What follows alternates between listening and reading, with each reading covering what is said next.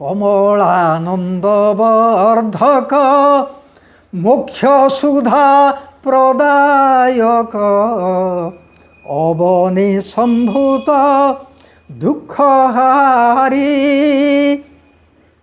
চন্দ্রবংশ সমুদ্ভব অমরবর্গ গৌরব সৎকবি ভাবরে সৃষ্টিকারী হে জগন্নাথ এ পত্রীভূত বাহন যাহার তম চক্রে খণ্ডন তৎপর কেতু বা জানন্তি আন গ্রহরূপী জ্যোতিষ্মান অনন্ত অচ্যুত বিশ্বেশ্বর হে জগন্নাথ এ অনন্ত অচ্যুত বিশ্বেশ্বর। ମୋର ନାମ ହେଉଛି ମାଧବଚନ୍ଦ୍ର ସାମନ୍ତରାୟ ଏବଂ ବାପାଙ୍କ ନାମ ହେଉଛି ବଳଭଦ୍ର ଚମ୍ପତି ରାୟ, ମାତାଙ୍କ ନାମ ସୀତା ଚମ୍ପତି ରାୟ। ଜଣେ ପ୍ରଧାନ ଶିକ୍ଷକ ଭାବରେ ରାଜ୍ୟପାଳ ପୁରସ୍କାର ମଧ୍ୟ ପ୍ରାପ୍ତ ହୋଇଛି। 14ଟା ପ୍ରତିଭାର ଅଧିକାରୀ, ଏକାଧାରରେ ଜଣେ କବି, ଲେଖକ, ପ୍ରବଚକ, ପାଲା ଗାୟକ, ଶିକ୍ଷକ, ଆୟୁର୍ବେଦାଚାର୍ଯ୍ୟ, ଜ୍ୟୋତିର୍ବିଦ, ବାସ୍ତୁଶାସ୍ତ୍ରବିତ୍, ଚିତ୍ରଶିଳ୍ପୀ, ନାଟ୍ୟକାର, ଅନୁବାଦକ, ଔପନ୍ୟାସିକ, ପ୍ରାବନ୍ଧିକ ଏବଂ ଜଣେ ବକ୍ତା ଭାବରେ ମୁଁ ବର୍ତ୍ତମାନ 14ଟା ପ୍ରତିଭାର ଅଧିକାରୀ ପ୍ରଭୁଙ୍କ କୃପାରୁ ମୁଁ ପ୍ରାପ୍ତ ହୋଇଛି। 30 ଖଣ୍ଡ ବହି ମୋର ପ୍ରକାଶ ସରିଲାଣି, ଆଉ 22 ଖଣ୍ଡ ବହି ପ୍ରକାଶ ଅପେକ୍ଷାରେ ବର୍ତ୍ତମାନ ଅଛି। ମୋର କାବ୍ୟ, ନାଟକ, ସଙ୍ଗୀତ, ଚତୁଷ୍ପଦୀ, ଓଡ଼ିଶୀ, ଭଜନ ଏ ସମଗ୍ର ଓଡ଼ିଶାର ପାଲା ଗାୟକ, ଦାସକାଠି ଗାୟକ, ସଂକୀର୍ତ୍ତନ ଗାୟକ, ଘୁଡ଼ିକି ଗାୟକ, ଦ୍ୱାରୀ ଗାୟକ ଏ ବିଭିନ୍ନ କଳାକାରମାନେ ପରିବେଷଣ କରୁଛନ୍ତି। ଅନେକ ଭଜନ ସମାରୋହରେ ମଧ୍ୟ ମୋ ଭଜନ ବୋଲା ହେଉଛି। 80 ବର୍ଷରେ ବର୍ତ୍ତମାନ ମୁଁ ପଦାର୍ପଣ କଲି। ପ୍ରଭୁଙ୍କ କୃପାରୁ ଏ ପର୍ଯ୍ୟନ୍ତ ସ୍ୱଚକ୍ଷୁରେ ବର୍ତ୍ତମାନ ଦେଖିବାକୁ ପାଉଛି ବିନା ଚଷମାରେ, ଦାନ୍ତ ପଡ଼ିନାହିଁ, କାନକୁ ମଧ୍ୟ ଶୁଭୁଛି। ତାପରେ ମୁଁ ସବୁବେଳେ ସାତ୍ଵିକ ଖାଦ୍ୟ ବର୍ତ୍ତମାନ ଖାଉଛି।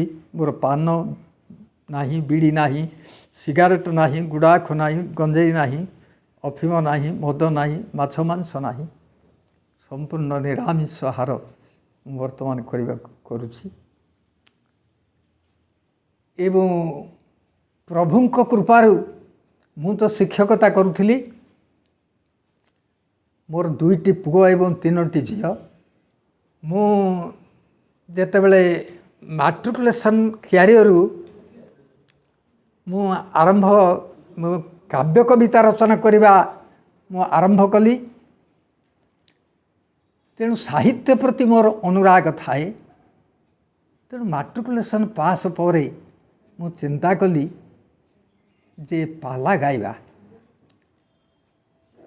ତେଣୁ ପାଲା ଗାଇବାକୁ ହେଲେ ଅନେକ ଶାସ୍ତ୍ର ଅଧ୍ୟୟନ କରିବାକୁ ପଡ଼ିବ। ତେଣୁ ଶାସ୍ତ୍ର ଅଧ୍ୟୟନ କେତେକ ଶାସ୍ତ୍ର ଅଧ୍ୟୟନ କଲି। ଅଭ୍ୟାସ କରିବା ପରେ ଚିନ୍ତା କଲି ଜଣେ ଗୁରୁ ପୁଣି ବାଛିବି।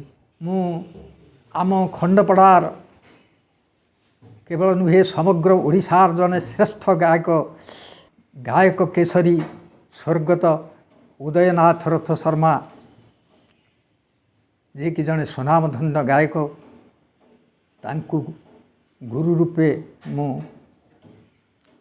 ବାଛିଲି। ତାଙ୍କଠାରୁ ଶିକ୍ଷା ଗ୍ରହଣ କରି ମୁଁ ପାଲା ଜଗତରେ ଅଗ୍ରଗତି କଲି। ପାଲା ସମ୍ପର୍କରେ ଅନେକ କାବ୍ୟ କବିତା ମଧ୍ୟ ରଚନା କଲି। ନୂଆ କଥା କିଛି ଜଗତକୁ ଦେଖାଇବା ପାଇଁ, ଯେ ପୁରାଣରେ ତ ଯାହା ଅଛି किंतु पुराण व्यतीत बाहर जगत रे बोले जगत ये पाला जगत रे किपरि जनता सामाजिक शिक्षा नैतिक शिक्षा आध्यात्मिक शिक्षा लाभ करिवे से लक्ष्य रे विभिन्न काव्य मध्य रचना कली।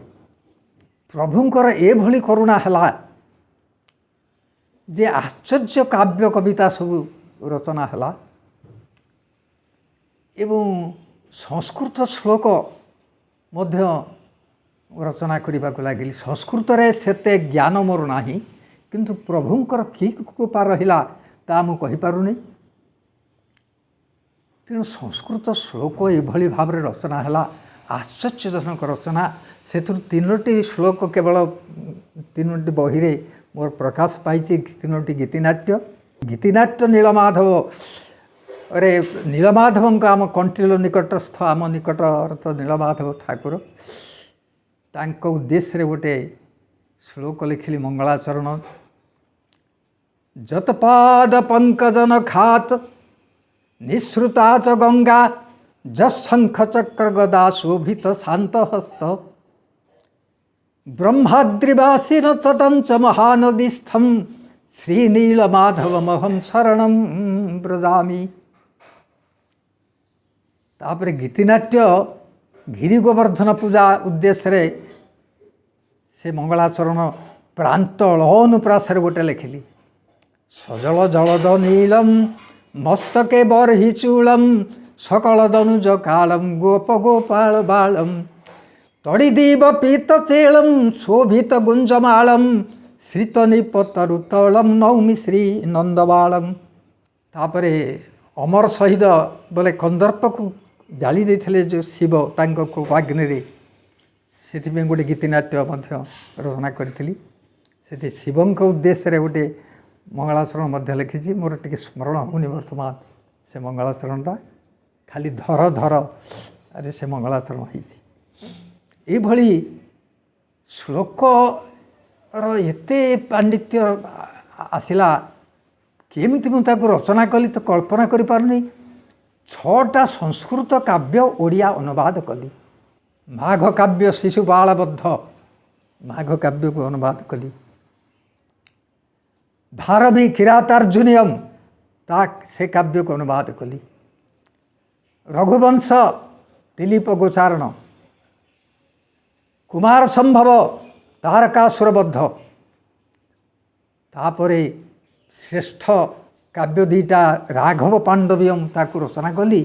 राघव पांडवीयम पंडित कविराज जड़े पंडित ताकू रचना करिसंती। से श्लोकटा 2 अर्थ मो पदगुड़िक मध्य 2 अर्थ गोटे पटे रामायण आउ गोटे पटे हूँ महाभारत ये भाव में रचना जो होती सी आश्चर्य परिकल्पना मुझे कि रचना कली ता मध्य कहि पारुनी।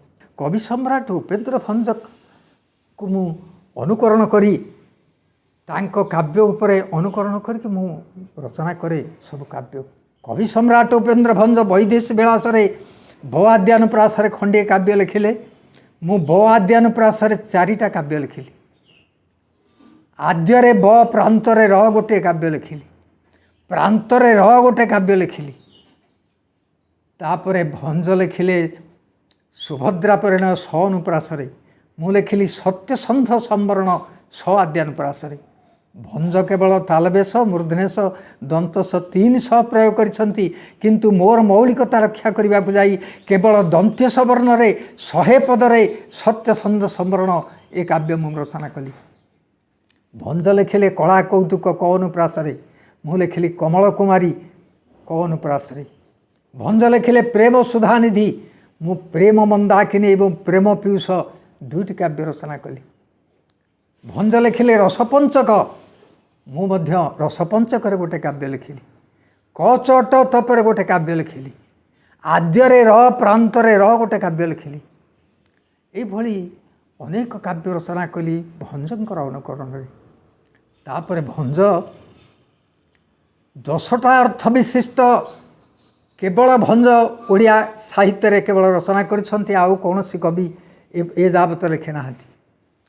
तेणु से लिखिसंती मु सेठी ତାଙ୍କର କୋଟି ବ୍ରହ୍ମାଣ୍ଡ ସୁନ୍ଦରୀରେ ଗୋଟିଏ ପୁରୁଷର ରୂପ ବର୍ଣ୍ଣନା କରିଛନ୍ତି 10ଟା ଅର୍ଥରେ।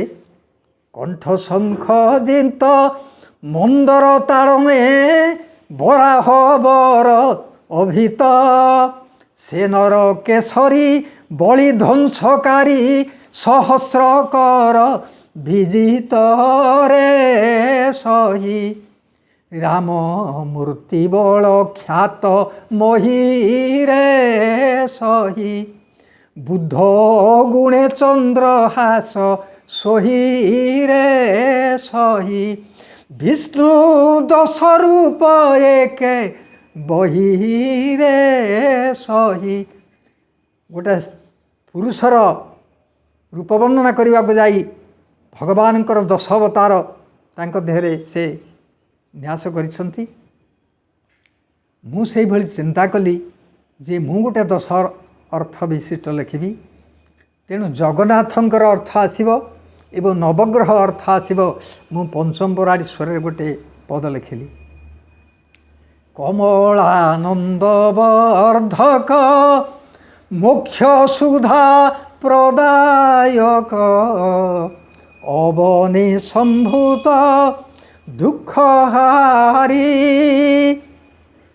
ଚନ୍ଦ୍ରବଂଶ ସମୁଦ୍ଭବ ଅମର ବର୍ଗ ଗୌରବ ସତ୍କବି ଭାବରେ ସୃଷ୍ଟିକାରୀ ହେ ଜଗନ୍ନାଥ ଏ ପତ୍ରୀଭୂତ ବାହନ ଯାହାର ତମ ଚକ୍ରେ ଖଣ୍ଡନ ତତ୍ପର କେତୁ ବା ଜାଣନ୍ତି ଆନ ଗ୍ରହ ରୂପୀ ଜ୍ୟୋତିଷ୍ମାନ ଅନନ୍ତ ଅଚ୍ୟୁତ ବିଶ୍ୱେଶ୍ୱର ହେ ଜଗନ୍ନାଥ ଏ ଅନନ୍ତ ଅଚ୍ୟୁତ ବିଶ୍ୱେଶ୍ୱର।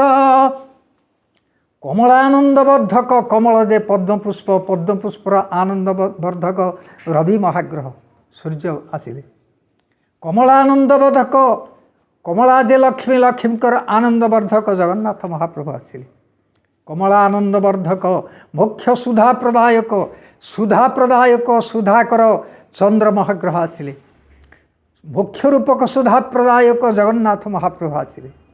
ଅବନି ସମ୍ଭୂତ ଦୁଃଖହାରି ଅବନି ସମ୍ଭୂତ ପୃଥିବୀ ସମ୍ଭୂତ ମଙ୍ଗଳ ମହାଗ୍ରହ ପୃଥିବୀ ସମ୍ଭୂତ ଜୀବଜଗତର ଦୁଃଖ ହରଣକାରୀ ଜଗନ୍ନାଥ ମହାପ୍ରଭୁ ଆସିଲେ।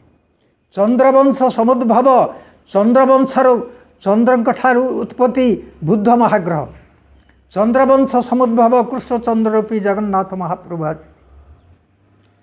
ଅମର ବର୍ଗ ଗୌରବ ଦେବତାମାନଙ୍କର ବନ୍ଦନୀୟ ଗୁରୁ ବୃହସ୍ପତି ମହାଗ୍ରହ ଆସିଲେ। ଅମର ବର୍ଗ ଗୌରବ ଇନ୍ଦ୍ରାଦି 33 କୋଟି ଦେବତା 10 ଦିଗପାଳ ଯାହାଙ୍କୁ ବନ୍ଦନା କରନ୍ତି ଜଗନ୍ନାଥ ମହାପ୍ରଭୁ ଆସିଲେ। ଅମର ବର୍ଗ ଗୌରବ ସତ୍କବି ଭାବରେ କେଉଁ ସୃଷ୍ଟିକାରୀ ସତ୍କବି କବି ଶୁକ୍ର ମହାଗ୍ରହ ଆସିଲେ। ଯେ ସୃଷ୍ଟିକାରୀ କବି ଜଗନ୍ନାଥ ମହାପ୍ରଭୁ ଯେ ସମଗ୍ର ଜଗତକୁ ସୃଷ୍ଟି କରିଛନ୍ତି। ପତ୍ରୀଭୂତ ବାହନ ଯାହାର ପତ୍ରୀଭୂତ ପକ୍ଷୀ ବାହନ ଯାହାର ଗୃଧ୍ର ପକ୍ଷୀ ବାହନ ଶନି ମହାଗ୍ରହ ଆସିଲେ। ପକ୍ଷୀରାଜ ଗରୁଡ଼ ଯାହାଙ୍କର ବାହନ ଜଗନ୍ନାଥ ମହାପ୍ରଭୁ ଆସିଲେ। ପତ୍ରୀଭୂତ ବାହନ ଯାହାର ତମ ଚକ୍ରେ ଖଣ୍ଡନ ତତ୍ପର ତମ ଅର୍ଥାତ ରାହୁ ମହାଗ୍ରହ ଆସିଲେ। ଯେଉଁ ରାହୁ ମହାଗ୍ରହକୁ ସୁଦର୍ଶନ ଚକ୍ରରେ ଛେଦନ କରିଥିଲେ ଜଗନ୍ନାଥ ମହାପ୍ରଭୁ। ତମ ଚକ୍ରେ ଖଣ୍ଡନ ତତ୍ପର କେତୁ ବା ଜାଣନ୍ତି ଆନ ଶେଷ ଗ୍ରହ କେତୁ ମହାଗ୍ରହ ଏବଂ ଯେଉଁ ଜଗନ୍ନାଥ ମହାପ୍ରଭୁ ପାଷାଣ୍ଡମାନଙ୍କ ପ୍ରତି ଧୂମକେତୁ ସଦୃଶ ଏପରି ଯେଉଁ ଜଗତପତି ଜଗନ୍ନାଥ ମହାପ୍ରଭୁ ଏ ନବଗ୍ରହ ରୂପୀ ଜଗନ୍ନାଥ ମହାପ୍ରଭୁ ସମଗ୍ର ବିଶ୍ୱର ମଙ୍ଗଳ ବିଧାନ କରନ୍ତୁ। ବୋଲ ସର୍ବେ ଆନନ୍ଦ ଏକବାର ହରି ବୋଲ। ପାଲା ଜଗତରେ ଅଗ୍ରଗତି ଆଉ କରିହେଲାନି କାରଣ ଶିକ୍ଷକତାଟାକୁ ଯେତେବେଳେ ମୁଁ ମୁଖ୍ୟ କଲି ତେଣୁ ପାଲା ଜଗତରେ ଆଉ ଅଗ୍ରଗତି କରିପାରିଲି ନାହିଁ। ଜଗନ୍ନାଥ ମହାପ୍ରଭୁ ମୋତେ ସର୍ବଶୁଭରେ ରଖିଛନ୍ତି। ବର୍ତ୍ତମାନ ମୋର ସଂକ୍ଷିପ୍ତ ପରିଚୟ ଆପଣମାନଙ୍କୁ ପ୍ରଦାନ କରି ମୁଁ ବିଦାୟ ନେଉଛି। नमस्ते।